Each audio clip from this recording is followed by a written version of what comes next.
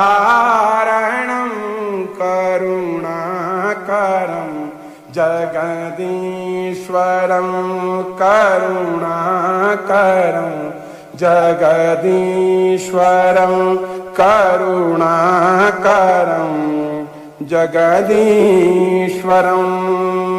कृतेन अनेन अद्य दिने शिवस्तोत्रपाठाख्येन कर्मणाधीश्वर भवानी शंकर महारुद्र महामृत्युंजय श्री भगवत केदारेश्वर चरणारविंदं प्रीयतां नमः।